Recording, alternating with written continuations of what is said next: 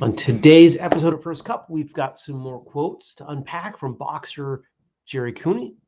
We've got a little bit of whistlekick history from a viewer request, a team birthday, and a little bit on today's episode of the Martial Arts Radio Podcast. So stick around. 3, 2, 1. Good morning, everybody, and welcome. Today is Thursday. It's August 5th, 2021. My name is Jeremy, and this is my first cup of coffee. How did we do? Pretty close to perfect. Could have been a hair stronger, but I had it poured in the mug for the right amount of time. 7 minutes, 7 minutes. Yeah, coffee. Coffee's pretty phenomenal. Well, I hope you're all doing well. Good morning, Chris. You know, I've got to say, this really odd paradox of what's happened in the last couple weeks. Not even just the last couple weeks, the last week. So I think you all know the big news last week, really. My co-host is gone. But in that same time, this show is getting more engagement. And I had a TikTok video that just like really popped. And so I did a follow-up to say, hey, I have a podcast. I host a podcast. You might want to check it out. And there are people saying, oh, been listening to you for years. On the one hand, my circle, my very small circle, got smaller. On the other hand, it's getting bigger. Living out here in the woods, I mean, literally there's trees right there. It's trees, and trees, and more trees. It's all trees. My social life isn't conventional. And it reminds me of being in high school. In high school, I had very, very few friends. But it was the early days of the internet and chat rooms. And I had quite a few friends online, some of whom I met in person ultimately.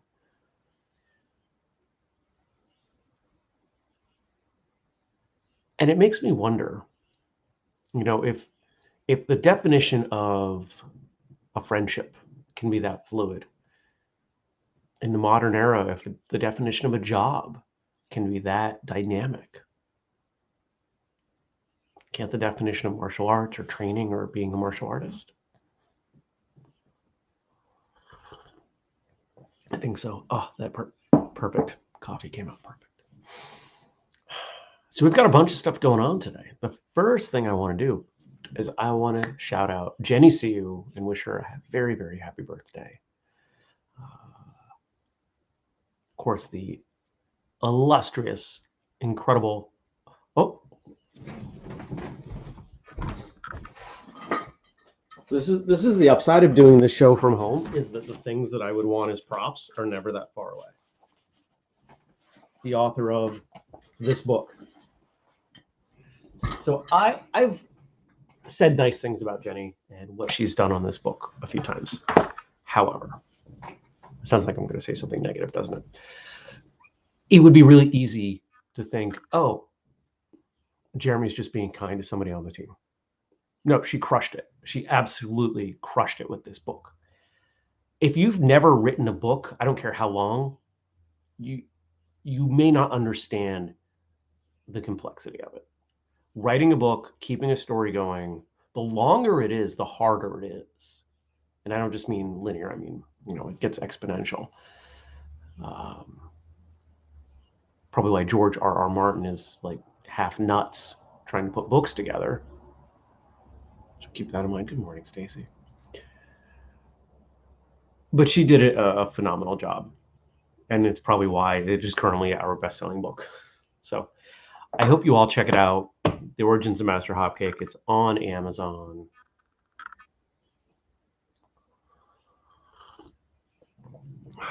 If anybody else out there wants to write a book, we'll help you. It's got to be martial arts related, though. and you're not going to get rich. Well, it is also Thursday, and Thursday means we've got another podcast episode. So there is an episode. Episode 629 is another rapid fire Q&A. Ooh.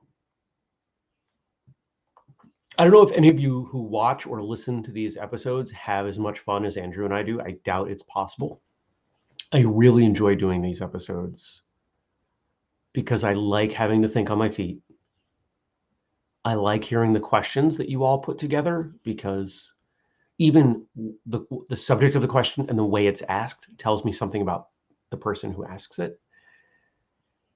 And there's a playfulness to it that we don't often get to incorporate in the rest of our episodes. I mean, yeah, how to fight, which if I remember correctly, we're recording one of those next week.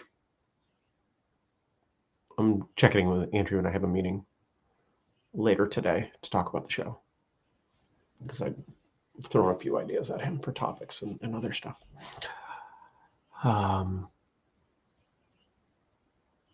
Yeah, but I hope those of you, if you do enjoy those episodes, that you'll help Andrew out with questions. Just like this show, the more diversity we have in the questions being asked, the more fun it is. And Andrew likes holding me to that timeline, which is good because otherwise you know me, I can talk about just about anything for as long as you give me.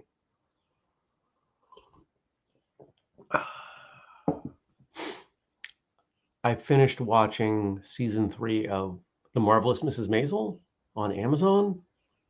If you haven't watched it, it's phenomenal. Now, I got to give you a trick. Don't bother with the first episode.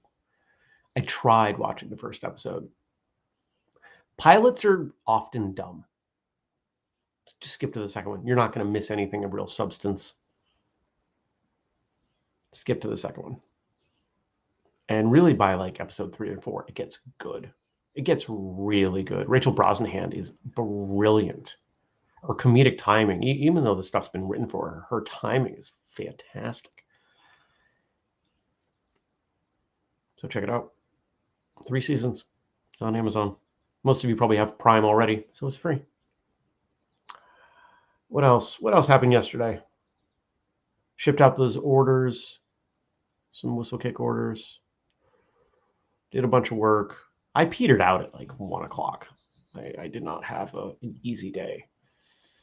But I had to get some stuff done. So I took a break, packed up those orders, dropped them off at the post office and UPS respectively because somebody paid more money for UPS.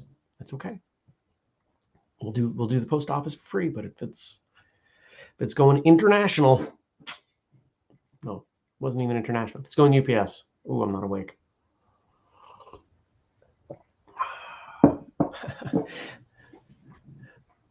In regards to Mrs. Maisel, Dennis says, coolness, that's been on my watch list. I'll start it after my rush hour marathon this weekend. If you're at all a fan of the show Gilmore Girls, you're going to love that. Same people behind it, same style of dialogue, but it's a little bit darker of a comedy, and it's PG-13. There's some bad words in there. For those of you who don't know, Gilmore Girls is my favorite show of all time. It is absolutely phenomenal. It is the smartest show I have ever seen. And what got me to give Maisel another chance was the fact that they keep bringing more and more people who are on Gilmore Girls in, like Mila Ventimiglia is in the shooting for season 4. I was like, all right, fine, I'm done. You got the same producers, producer, director, writers. If you watch Gilmore Girls, Liza Wheel, who played Paris, is in there. But absolutely awesome show. And Dennis agrees with me. Gilmore Girls is phenomenal. Yeah. But I got everything done I needed to and went to the gym, moved. I won't even say I worked out. I moved. Today I'll probably work out. And I came home and I made nachos and I put ranch dressing on them. This is how out of it I was, you guys. We'll do this and then we'll move on to questions that you guys asked. I went to the gym and I was like, okay, what haven't I had for dinner for a while that might make me feel a little better? What might cheer me up? Well, not pizza, because I've been eating way too much pizza. I went, oh, nachos. I haven't had nachos in weeks. Okay. So I went to the grocery store and I bought chips and I bought plantains because our grocery store is running this weird special on plantains for $0.10. Doesn't make any sense. I bought another 10. Cut them up, you freeze them. They work great. So I fried up some plantains. Now I had some cheese, but it's not really good nacho cheese. I have no sour cream, salsa, guacamole, avocado. I did have onion.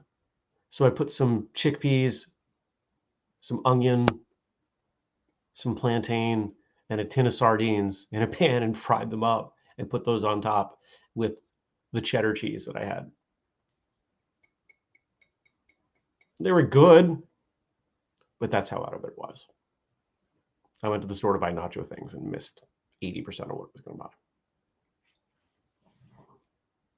buy. Stacy says, things I never thought I would see. 2 martial arts masters. Well, I don't know if I accept that descriptor, but for purposes. 2 martial arts masters loving on Gilmore Girls. Hey. Stacy, I don't know if you've met Dennis.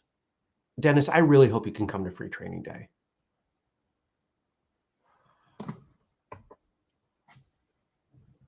Dennis and I are peas in a pod. He's a great friend.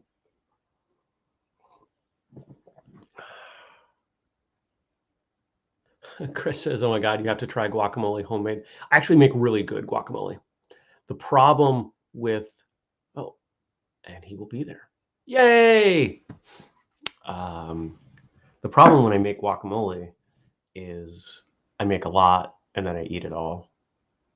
And what I don't eat just inspires me to make more nachos. It's not a good, between the corn and the salt and just the sheer volume that nachos create. It's not great for me, but. Stacy says, I've heard about Dennis from my boss, Michael Towell. He adores Sensei Campo. You know, it is such a small world. I love this. I love that it's a small world. All right. You all asked a bunch of things. So what do we got? We've got, I made a banner for this, as much to help me remember as anything else. So Frank gave us some quotes from Gerry Cooney. I want us to wish Jenny a happy birthday. We're not going to sing the whole thing. We talked about today's episode of Martial Arts Radio, and then Chris asked a question over on Facebook about whistlekick, a little bit of history there. So let's wish Jenny a happy birthday. So here's what we'll do. I'll say some things, I'll count to 3, and then we're all going to say happy birthday, even though none of you are going to be, we're not going to be able to hear you all, okay? But you'll be able to hear me. Okay. I have really enjoyed getting to know Jenny over the last couple of years, and just she is a wonderful person, a very, very kind person, very dedicated martial artist, and one of the more thoughtful people that I've met in navigating her own martial arts journey as it relates to her place in it as well as her students. So I think that's been fantastic. And I hope you have an absolutely incredible day, no matter what is planned. I'm sure it'll be great. I'm sure Gabe and the kids have you covered. So on 3, 1, 2, 3. Happy birthday, Jenny. Okay, and we've got some happy birthdays coming through in the chat. So that's great. All right, now Chris asked a question over on Facebook. What were some of the difficulties getting whistlekick going? And today, I can't come anywhere close to being comprehensive in answering that question because there are so many things. I can't even tell you how much I screwed up, you guys. It was baffling. The majority of what we spend our money on right now is debt that I took on because it looked like we were almost there. We were almost there. And a lot of that is because people flat out lied to me. They took advantage of me. They didn't deliver what they said they were going to. Just the anecdote of the warehouses that I partnered with to ship out our product. I mean, that story alone is enough to make you go, what is going on here? Which is why all the stuff is now packed and shipped by me in that box with a roof over there.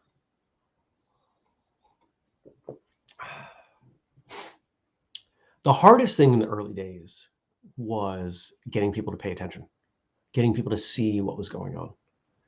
Now, on the content side, launching our podcast was the number one thing that we did. That worked. People started to see what we were doing. And to this day, the majority of people who really pay attention to what's going on with Whistlekick come in through the podcast. In fact, internally, we refer to it as an entry point. There are only a few really solid entry points, and the quality of the people and the actions that they take if they come in via the podcast, pretty high. On the product side, it wasn't until we started selling things on Amazon that we really started making a go of it. I don't know what we're going to do on the Amazon side now because things have changed on Amazon. Margins are not very good. It's a lot of time for very little money. And what I'm toying with is, do we just not do Amazon? I don't know. I need to spend some time really digging into that and thinking about that. And I just haven't had the space to be able to do it. I think the biggest mistake we're making now, or the biggest challenge that we have now, is getting people to pay attention. I never imagined that martial artists that claim to be passionate, that claim to be dedicated to the arts and this industry, this community, whatever you want to call it, would be so critical and so selfish. I think that's really the word. The number of people who have gone out of their way to directly or indirectly sabotage my efforts to benefit what we all claim to love blows my mind.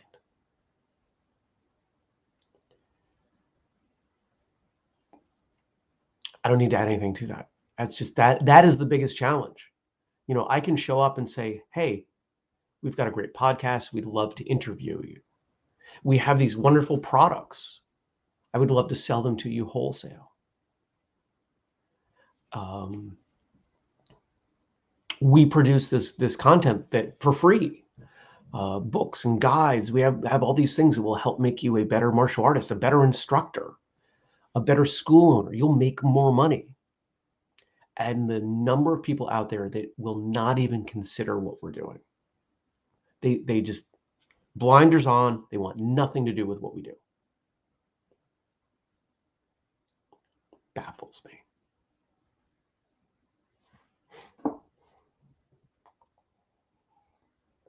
So that's our biggest challenge right now, Chris.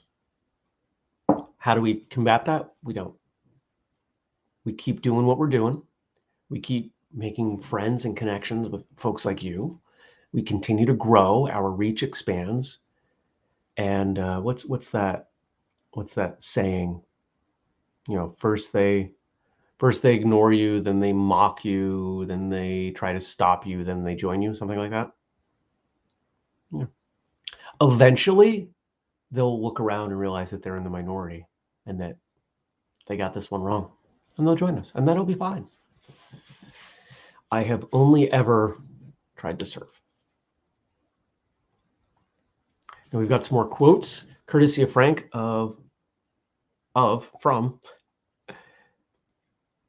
Gerry Cooney. So let's drop a few of those in here. I don't have comments for that. Here, I'm going to turn this off.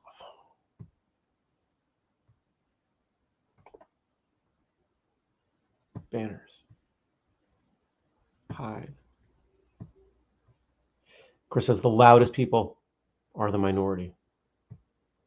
That's true. Oh, thank you, Cato. Yeah, we live in this weird time where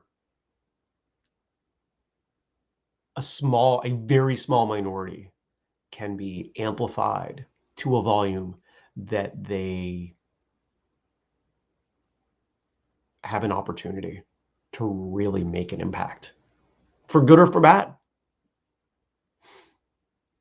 I don't like when the minority gets to rule. I don't like that. That doesn't make me happy. That is not democracy. Frank said, I was able to find so many great quotes from Gerry Cooney that today will be Gerry Cooney Part 2. Oh, by the way, if you order something from Whistlekick that I fulfilled, not the apparel, but if you order gear, do we even have any uniforms right now? Basically, it's gear. If you order gear, we've got a ton of these little extra things, pins and stickers and bags and whatever that have been sitting around. And I'm just loading up people's boxes for free. Just like, here you go. Here's a swag bag.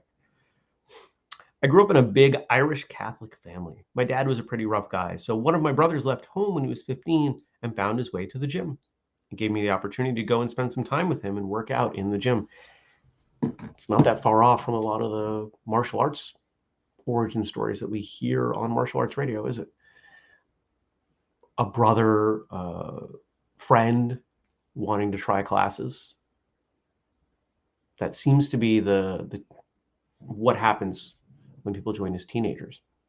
And actually, for those of you who may not know, may not have seen it, last week we did a survey in the martial arts radio behind the scenes group, asking people what age did they start training at. And yesterday I took that data and I put it into a graph and posted it. And it's kind of interesting. There are far more people who started as teenagers than I would have expected. Check that out. It's on Facebook.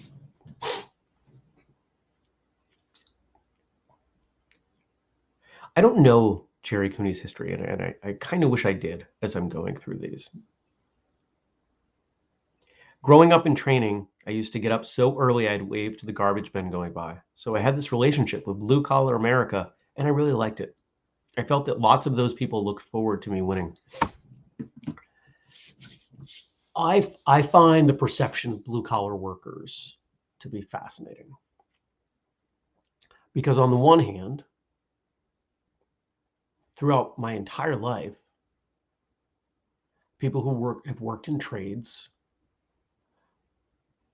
at least in the perspective of most of the people that I worked around and grew up around, were looked down on.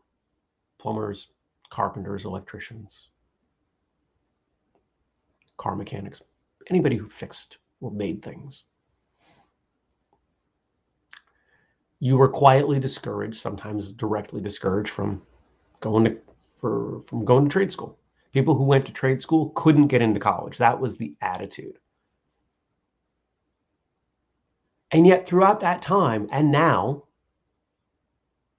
those same people complained about how much they had to pay tradespeople, and that they had a hard time finding a plumber or an electrician because they were always busy. And why weren't those two dots connected? Why could they not reconcile that? I've never understood it. There was a point I think it was my 8th or 9th grade year in high school. I wanted to take electrical. I wanted to take all those. I saw all those skills as being really valuable. And it wasn't an option, just the way they were laid out. I wasn't going to be allowed to do that because I needed to take certain classes for college. Time to pour more coffee. But what about now? Here's my business. If any of you out there are considering a career change, here's what you do. You go apprentice to somebody and whatever.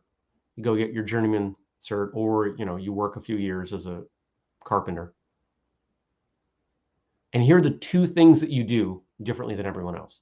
You charge 50 to 100% more than your competition, but you call everyone back. There are people, so around here, your average plumber is going to charge $75, $85 an hour. If a plumber called everyone back, basically hired someone to work the phone and do nothing else, they could probably get $125 to $150 an hour. Most people wouldn't pay it, but enough people would that they would be busy enough. That's all you would need. You do the same thing as an electrician, as a handyman. Blows my mind. Is there a way to relate that back to martial arts? Let me think for a moment. Yeah. What is it? Stacy says, I just dove off and checked out Gerry Cooney on Wikipedia. Too long to copy over, but well worth the read. I'll have to go check it out. Right now, there are some martial arts disciplines that are a little more sexy, right? Muay Thai is pretty sexy. BJJ is pretty sexy. Others aren't. But that doesn't mean that people don't want to train karate and taekwondo, judo. You've got to be good at what you do. You've got to call people back. Excuse me. If you're good at what you do and you communicate well with people, you will make money. I'm off. Somebody's literally, I have a business that's literally paying me to disconnect their computer, clean out under, it's a retail store, clean out underneath things like dust and label the wires. They're going to pay me to do this. I don't know why. They don't want to do it. Okay.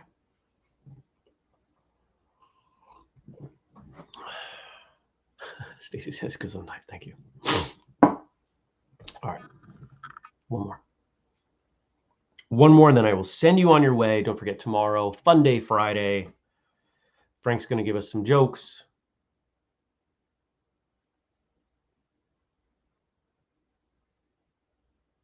All right, this one.